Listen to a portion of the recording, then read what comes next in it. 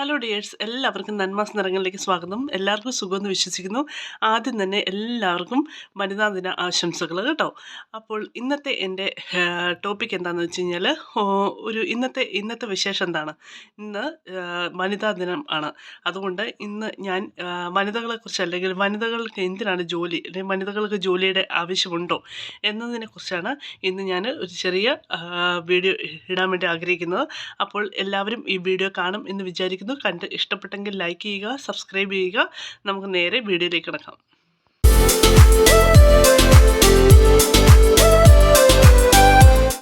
അപ്പോൾ നിങ്ങൾക്ക് എല്ലാവർക്കും അറിയാവുന്ന പോലെ ഒരു സ്ത്രീയുടെ തുടക്കം എങ്ങനെയാണ്?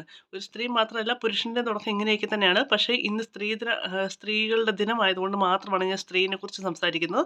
അപ്പോൾ ഒരു സ്ത്രീയുടെ തുടക്കം ഒരു പെൺകുഞ്ഞായിട്ട്, അതിനുശേഷം അതൊരു മകളായിട്ട്, പിന്നെ ഒരു സഹോദരിയായിട്ട്, പിന്നെ എന്താണ്, ഒരു ഭാര്യയായിട്ട്, ഒരു അമ്മയായിട്ട്, അല്ലെങ്കിൽ ഒരു വല്യമ്മയായിട്ട്, ഇങ്ങനെ അങ്ങ് പോവുകയാണ് അല്ലേ? ഒരു സ്ത്രീ പല റോളുകളിലാണ് അവൾ ഈ ഒരു ലോകത്തിൽ സഞ്ചരിക്കുന്നത്. അപ്പോൾ അതിനിടയ്ക്ക് ഒരു സ്ത്രീ അനുഭവിക്കുന്ന ഒരുപാട് കാര്യങ്ങളുണ്ട് അല്ലേ? സന്തോഷങ്ങളും ദുഃഖങ്ങളും എല്ലാം ഉണ്ട്. ഒരു സ്ത്രീ മാത്രമല്ല, പുരുഷനുണ്ട്. പക്ഷെ ഞാൻ ഇന്ന് നേരത്തെ പറഞ്ഞ പോലെ സ്ത്രീയുടെ കാര്യം മാത്രമാണ് സംസാരിക്കുന്നത്.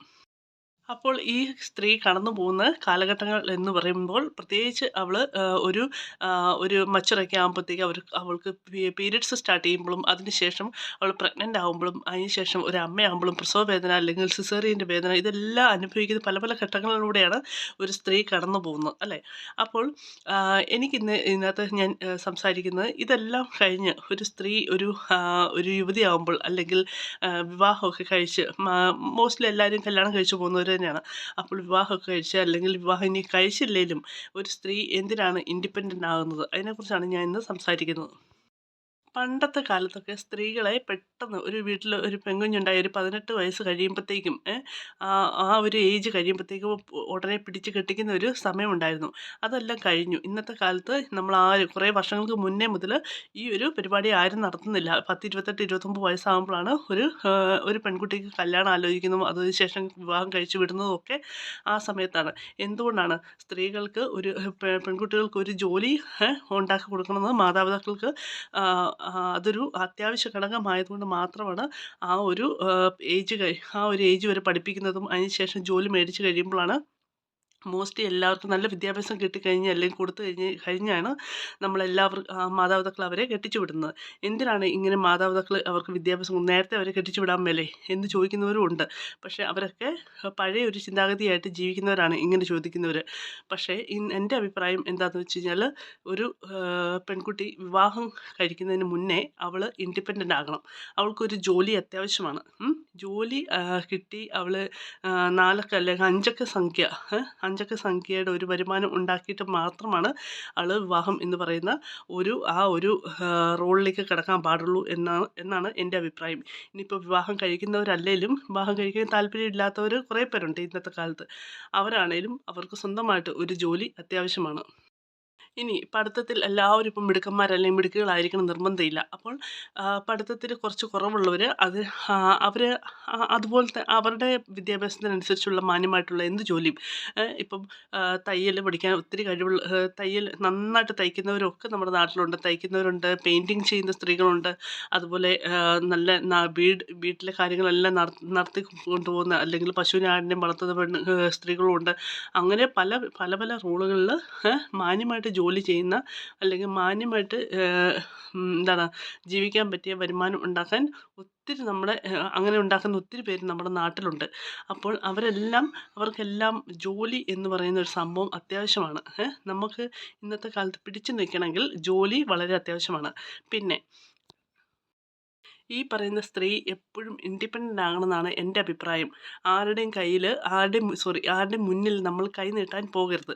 നമ്മൾ എപ്പോഴും നമ്മുടെ കയ്യിൽ, അല്ലെങ്കിൽ നമ്മുടെ വിദ്യാഭ്യാസത്തിനനുസരിച്ചുള്ള ഒരു ജോലി നമുക്ക് എപ്പോഴും ഉറപ്പായിരിക്കണം. അതുപോലെ ആ ജോലിയിൽ നമുക്ക് വരുമാനം ഉണ്ടായിരിക്കും. ആ വരുമാനം നമ്മൾ കുറേയൊക്കെ ആവശ്യത്തിന് ഉപയോഗിച്ച്, അനാവശ്യമായിട്ട് ഉപയോഗിക്കാതെ ആവശ്യത്തിന് ഉപയോഗിച്ച് അത് കുറച്ചൊക്കെ സേവ് ചെയ്ത് വെക്കണം എന്നാണ് എൻ്റെ ഒരു അഭിപ്രായം.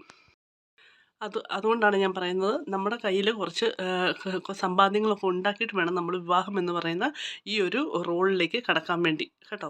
അതുപോലെ എന്താണ്, വിവാഹത്തിന് ശേഷം നമ്മൾ ഒരു നമ്മുടെ സ്വന്തം വീട്ടിൽ നിന്നും നമ്മൾ നമ്മുടെ ഭർത്താവിൻ്റെ വീട്ടിലേക്ക് പോകുന്നു. അവിടെ ചെന്ന് കഴിയുമ്പോഴത്തേക്കും നമ്മൾ നല്ല സ്വീകരണവും കാര്യങ്ങളൊക്കെയാണ്. കുറേ നാൾ നമ്മൾ ജോലിയിൽ നിന്നും നമ്മൾ ചിലവർ നേരെ വിവാഹം കഴിഞ്ഞ് 2 മാസത്തിനുള്ളിൽ ജോലിക്ക് പോകും. ചിലവർ കുറച്ച് നാൾ വീട്ടിൽ തന്നെ ഇരിക്കും. ചിലവർ പെട്ടെന്ന് പ്രഗ്നൻ്റ് ആവും. ഇതൊക്കെ ചെയ്ത് കഴിയുമ്പോഴത്തേക്കും, ഇതൊക്കെ ആയി കഴിയുമ്പോഴത്തേക്കും നമുക്ക് ജോലിയിൽ നമുക്ക് എന്താണ് പറയണ്ടേ, ഗ്യാപ്പും കാര്യങ്ങളൊക്കെ ഉണ്ടാകും. അപ്പം എന്താണ് പറയണ്ടേ, അതിൽ നിന്നൊക്കെ അത് ഒത്തിരി ഗ്യാപ്പുകളും കാര്യങ്ങളും ഉണ്ടാകാതെ എല്ലാവരും ശ്രദ്ധിക്കുക എന്നാണ് എൻ്റെ അഭിപ്രായം. അതിപ്പോൾ നമ്മുടെ ഏത് തൊഴിലിലാണെങ്കിൽ പോലും നമുക്ക് ഗ്യാപ്പ് ഉണ്ടായിക്കഴിഞ്ഞാൽ കുറച്ച് ബുദ്ധിമുട്ടാണ് നമുക്ക് അടുത്ത പടിയിലേക്ക് കടക്കാൻ. പിന്നെ ഇന്നത്തെ കാലത്ത് എല്ലാ പെൺകുട്ടികൾക്കും എല്ലാവർക്കും ഏകദേശം ഒരു 90% എല്ലാവർക്കും ജോലിയൊക്കെ ഉള്ളവരാണ്, വിദ്യാഭ്യാസം ഉള്ളവരാണ്, ജോലി ഉള്ളവരാണ്. അപ്പോൾ വിവാഹം കഴിച്ച് പോകുമ്പോഴത്തേക്കും നമ്മൾ ഭർത്താവിൻ്റെ വീട്ടിൽ ചെല്ലുമ്പോഴത്തേക്കും നമ്മളെ നല്ല സന്തോഷത്തോടെയും നല്ല സഹകരണത്തോടെയും നല്ല സമാധാനത്തോടെയും നല്ല സ്നേഹത്തോടെയും നമ്മൾ അവരോട് വർത്തിക്കുക, നമ്മൾ അവരോട് പെരുമാറുക.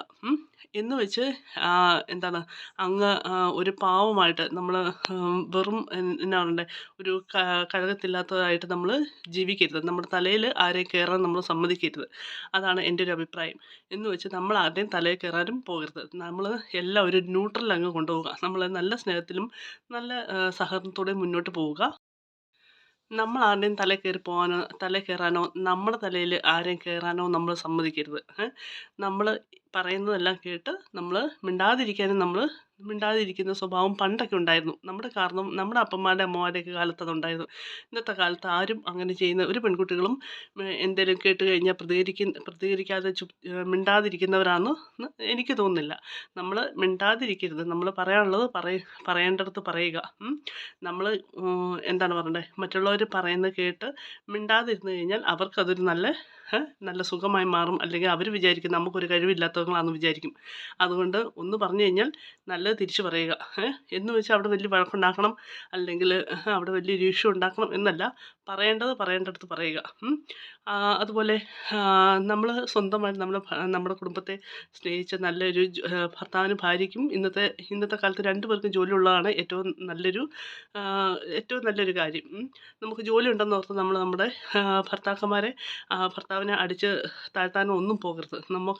നമ്മൾ ഭാര്യയും ഭർത്താവും ജോലി ചെയ്ത് നമ്മുടെ കുടുംബത്തെ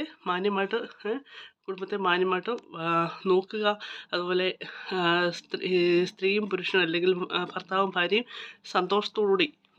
സന്തോഷത്തോടെയും നല്ല സഹകരണത്തോടെയും ജീവിക്കുക എന്നാണ് എൻ്റെ ഒരു അഭിപ്രായം.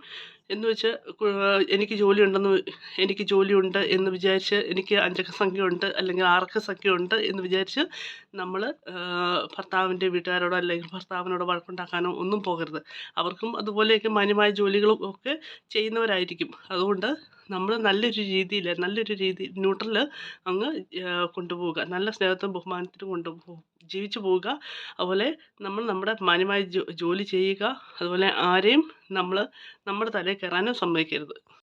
പിന്നെ നമ്മുടെ നാട്ടിൽ കുറേ പ്രശ്നങ്ങളും കാര്യങ്ങളൊക്കെ ഈയിടെ നടക്കുന്നുണ്ട്. ഇതൊക്കെ എന്തുകൊണ്ടാണെന്ന് വെച്ച് കഴിഞ്ഞാൽ ജോലി ഇല്ലാത്തതിൻ്റെയും പിന്നെ എന്താണ് പറയണ്ടേ, ശരിയാണ്, നമുക്ക് കുറച്ച് നാൾ നമ്മുടെ സ്വന്തം വീട്ടിൽ അല്ലെങ്കിൽ നമ്മുടെ ഭർത്താവിൻ്റെ വീട്ടിൽ ജോലി ഒരു ജോലിയിൽ നിന്നും റിസൈൻ ചെയ്ത് പോയി ഇരിക്കുമ്പോഴത്തേക്കും ആദ്യത്തെ 1-2 മാസം വലിയ കുഴപ്പമില്ലാതെ പോകും. കുറച്ച് നാൾ കഴിയുമ്പോഴാണ് പലരുടെയും മുഖങ്ങൾ നമ്മൾ കാണേണ്ടി വരുന്നത്. അപ്പോൾ നമുക്ക് ഓൾറെഡി എന്താണ് പറയണ്ടേ, ഒരു സ്ത്രീക്ക് ഇങ്ങനെ റിസൈൻ ചെയ്തിരിക്കുന്ന സ്ത്രീകൾക്ക് എന്തായാലും മനസ്സിൽ ഓൾറെഡി ടെൻഷനും കാര്യങ്ങളൊക്കെ ഉണ്ടാവും. അപ്പോൾ നമ്മൾ എന്താണ് ചെയ്യേണ്ടത്, ഈ പലരുടെയും മുഖങ്ങൾ കാണേണ്ട അവസ്ഥ വരാതിരിക്കാൻ ശ്രദ്ധിക്കുക. നമ്മൾ എത്രയും പെട്ടെന്ന് ഒരു ജോലിയിൽ പ്രവേശിക്കുക. അല്ലെങ്കിൽ കുറേയൊക്കെ കഴിയുമ്പോഴത്തേക്കും നമ്മുടെ സ്വന്തം വീട്ടിൽ നിന്ന് പോലും നമുക്ക് പല കുത്തുവാക്കുകളും അല്ലെങ്കിൽ നമ്മുടെ ഭർത്താവിൻ്റെ വീട്ടിൽ നിന്നാണേലും അങ്ങനെയൊക്കെ കേൾക്കേണ്ടി വരും. അതുകൊണ്ട് വെറും പാവമായിട്ട് ഒരു സ്ത്രീയും ഇരിക്കരുതെന്നാണ് എൻ്റെ അഭിപ്രായം. എത്രയും പെട്ടെന്ന് ജോലികളും കാര്യങ്ങളും കണ്ടുപിടിക്കുക, സ്വന്തമായിട്ട് ഇൻഡിപെൻഡൻ്റ് ആകുക, സ്വന്തമായിട്ട് വരുമാനം ഉണ്ടാക്കുക. വരുമാനം ഉണ്ടാക്കിയ ശേഷം നമ്മളും മാന്യമായിട്ട് ജീവിക്കുക. നമ്മൾ ആരും തലയിൽ കയറാൻ ആരോടും വഴക്കിടാൻ പോവുകയോ മെക്കിട്ട് കയറാൻ പോവുകയോ ഒന്നും ചെയ്യാതെ നമ്മൾ മാന്യമായിട്ട് ജീവിക്കുക. ആരെയും ആശ്രയിക്കാതെ സന്തോഷത്തോടെ നമ്മുടെ കുടുംബത്തെ നോക്കി, നമ്മുടെ ഭർത്താവിനെയും കുഞ്ഞുങ്ങളെയും നോക്കി മാന്യമായിട്ട് അല്ലെങ്കിൽ സന്തോഷമായിട്ട് ജീവിച്ചു പോവുക എന്നാണ് എൻ്റെ അഭിപ്രായം.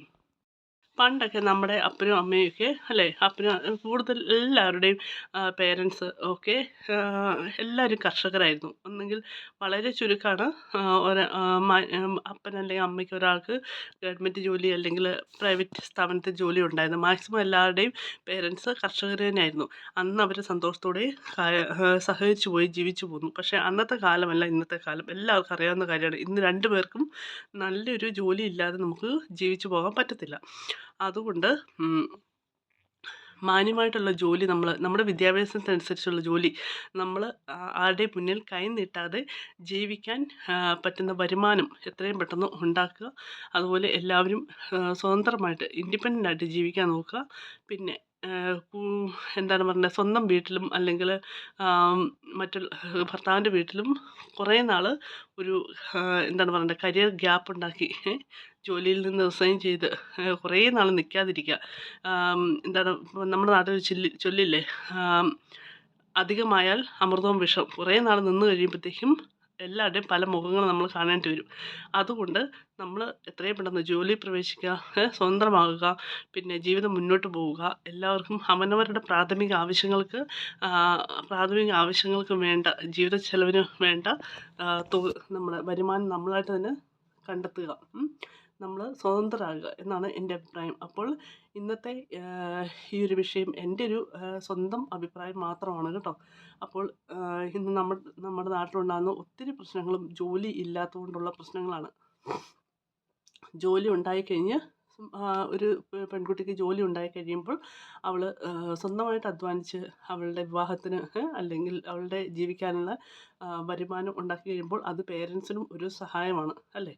അതുകൊണ്ട് എന്താ, നമ്മൾ എത്രയും പെട്ടെന്ന് എല്ലാ പെൺകുട്ടികളും മാന്യമായി നന്നായിട്ട് പഠിച്ച് വിദ്യാഭ്യാസം നേടി നല്ല ജോലിയിൽ പ്രവേശിച്ച് നല്ല ശമ്പളം മേടിച്ച്, ഇന്നത്തെ കാലത്ത് അത് ഏറ്റവും അത്യാവശ്യമാണ്. നല്ല ശമ്പളമൊക്കെ മേടിച്ച് നന്നായിട്ട് ജീവിക്കാൻ ശ്രമിക്കുക. എല്ലാവരും ഇൻഡിപെൻഡൻ്റ് ആകുക. ഇതാണ് എൻ്റെ ഒരു എല്ലാവർക്കും തരാൻ പറ്റുന്ന ഒരു ഉപദേശം കേട്ടോ. അപ്പോൾ എല്ലാവർക്കും വൺസ് അഗെയിൻ വനിതാ ദിനാശംസകൾ. Thank you so much.